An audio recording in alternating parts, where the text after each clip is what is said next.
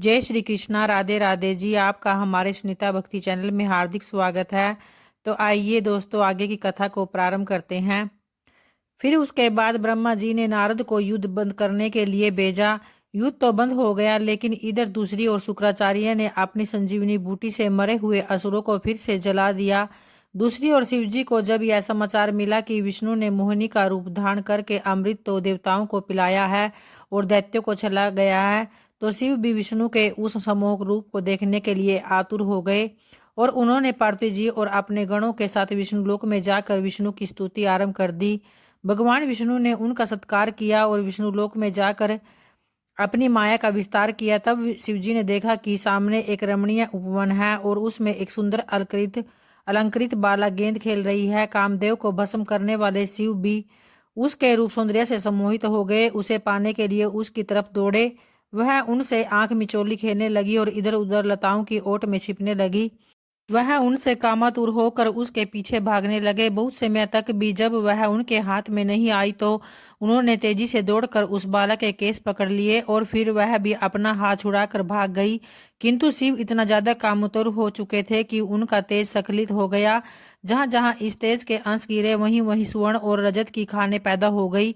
विवेक के जागृत होने पर शिवजी भगवान विष्णु की प्रार्थना करने लगे और तब विष्णु ने प्रकट होकर अपने चमत्कार को उन्हें आभास कराया और महादेव जी की भी प्रशंसा करने लगे कि उन्हें इस रूप से में पश्चाताप हो रहा है।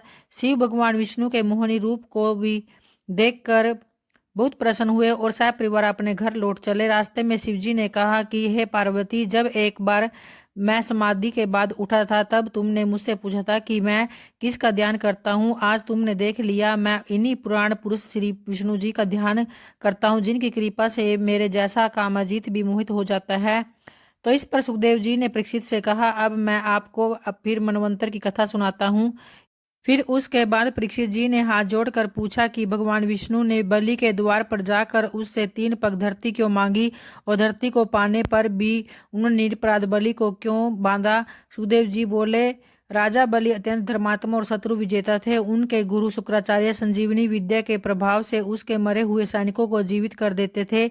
इंद्र के द्वारा मारा गया बलि भी उन्हीं के द्वारा जीवित कर दिया गया था, इसलिए वह अधिक शक्तिशाली हो गया। फिर शुक्राचार्य ने भृगुवंशियों को भी संतुष्ट कर रखा था, इसलिए जब बलि ने स्वर्ग जीतने की इच्छा प्रकट की तो शुक्राचार्य ने और भृगुवंशियों ने विश्वजीत युद्ध करके कवच माला आदि दिए। इस दिव्य सामग्री से युक्त होकर पूर्ण विश्वास के साथ बलि ने स्वर्ग पर चढ़ाई कर दी। जैसे ही बलि ने अपने गुरु के द्वारा दिया गया शंख बजाया, वैसे ही देवताओं के हृदय धड़कने लगे और इंद्र ने अपने गुरु के पास जाकर इसका उपाय पूछा। फिर बृहस्पति ने कहा कि बलि को ब्राह्मणों का आशीर्वाद प्राप्त है, इसलिए उसे पराजित नहीं किया जा सकता। उन्हें चाहिए कि वे स्वर्ग लोक छोड़कर कहीं और चले जाए।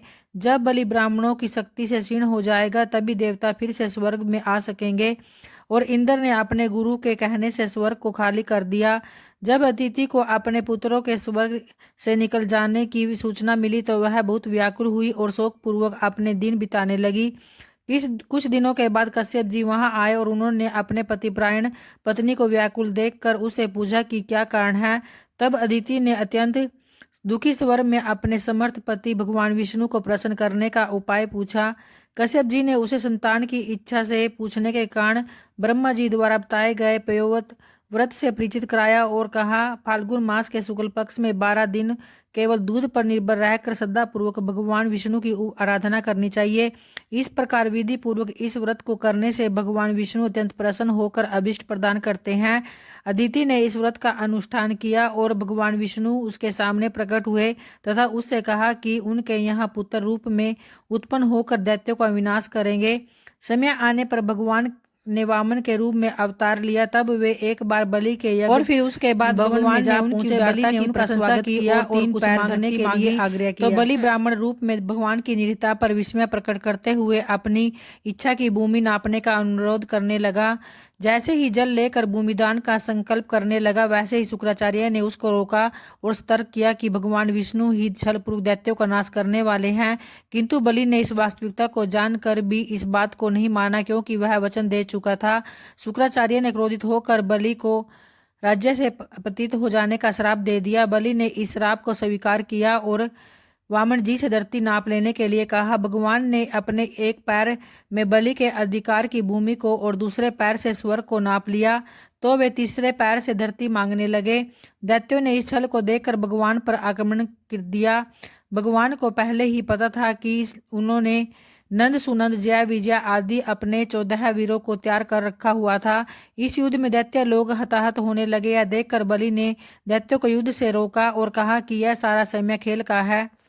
इधर भगवान ने बलि से कहा कि वह तीसरे पैर की धरती दे या प्रतिज्ञा भंग करने के रूप में नरक जाए। बलि ने अपना सिर भगवान के आगे रखकर उस पर पैर रखने की प्रार्थना की, तो वामन ने उसे वरुणापास में बांध लिया। फिर ब्रह्मा जी ने बलि की उदारशीलता और दानवीरता की प्रशंसा करने की प्रार्थना की। तब वामन बोले, मैं जिस पर प्रसन्न होता हूँ उसे कष्ट देकर उसकी परीक्षा जरूर लेता हूँ।